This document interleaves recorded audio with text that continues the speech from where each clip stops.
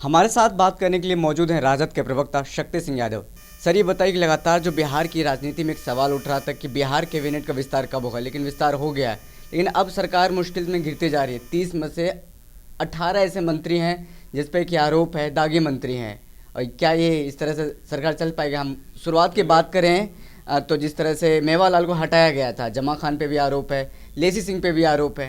ये सभी 30 में से 18 जो दागी हैं, जिन पे गंभीर आरोप हैं, इन सभी सवालों को प्रतिपक्ष होने के नाते हम उठाएंगे, सदन में भी सदन के बाहर भी।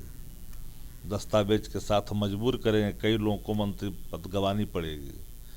कई लोगों पर, हमारे नालंदा जिला से ही मंत्री बने हैं, उन पर भी कई मामले हैं, गंभीर मामले, जिसका भी खुलासा होगा, संसदीय केस होगा, इस्तीफा करनी पड़ी। कई विकेट गिरेंगे मंत्रियों के, क्योंकि नीतीश कुमार जो नई गठबंधन में नई जो मंत्रिमंडल का विस्तार किया है, अब सर्वबाध्यता इसमें झलक रही है भाई।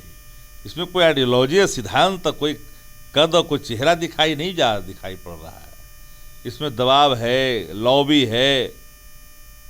एमएलए से ज़्यादा काउंसिल के लोग को घुसाए हुए हैं, 5-5 वो काउंसिल के लोग घुसाए हुए हैं।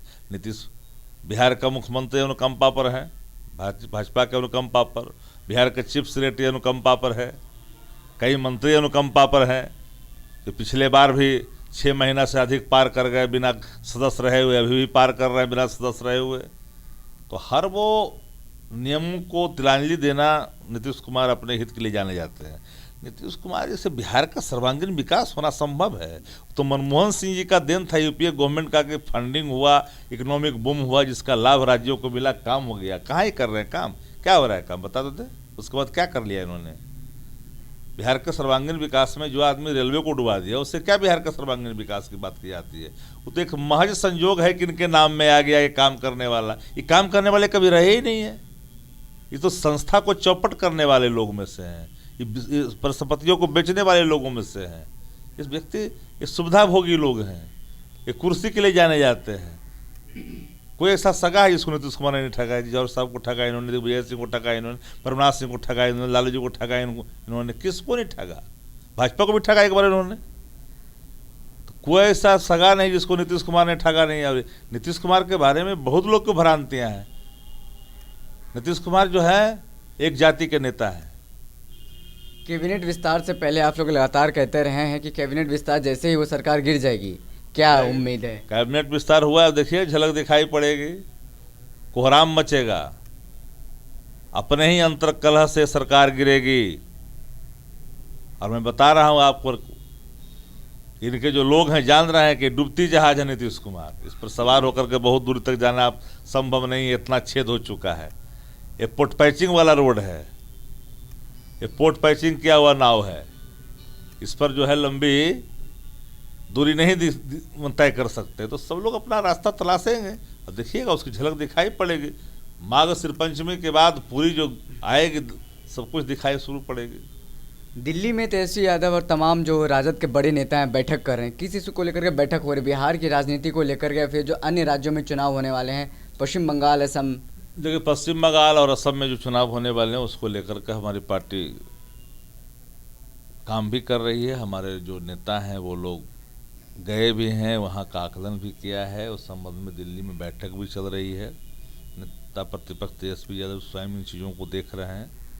हमारी भूमिकाएं क्या हो सकती है वहाँ देखना है, कितने सीटों पर लड़ सकते हैं, कहाँ हम प्रासंगिक हैं, उन सभी पहलुओं पर विचार हो रहा है और उसी के आलोक में हम लोग एक काम भी कर रहे हैं। कैबिनेट विस्तार होते ही बीजेपी के हैं मंत्री, उन्होंने बयान दिया और कहा है कि जिस तरह से तमाम जातियों का ध्यान नहीं रखा गया है, तो नीतीश कुमार पर भी कहीं ना कहीं एक जाति का बात करने का, जिस तरह से राजद पर भी आरोप लगता रहा है कि मुस्लिम यादव का आप लोग बात करते हैं, नीतीश कुमार पे कुर्मी का आरोप लगता रहा है, कुर्मी के जाति का हमेशा बात करते हैं। ज्ञानेंद्र सिंह ज्ञानू है, उन्होंने भी आरोप लगाया है, बीजेपी पे लगाया, फिर नीतीश कुमार पे भी आरोप लगाया है। ज्ञानू जी सुशील कुमार मोदी जी से गाइड होकर के बयान दिए हैं।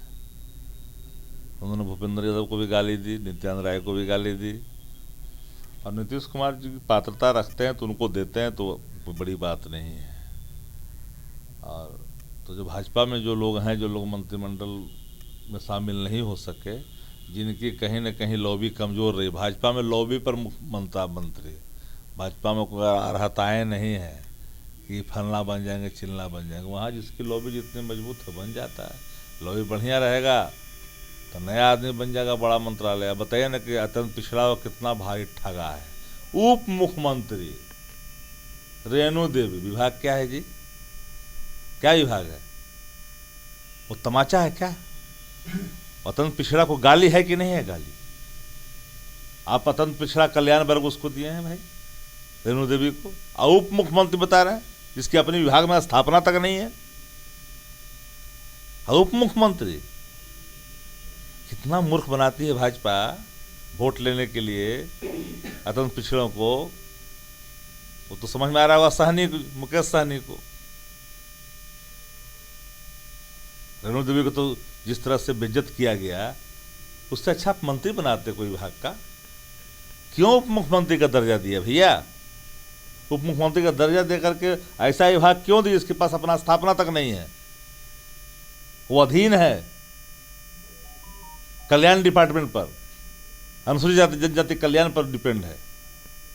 उप मुख्यमंत्री किस लिए भैया? झुनझुन्ना बिहार की जनता समझते नहीं है क्या?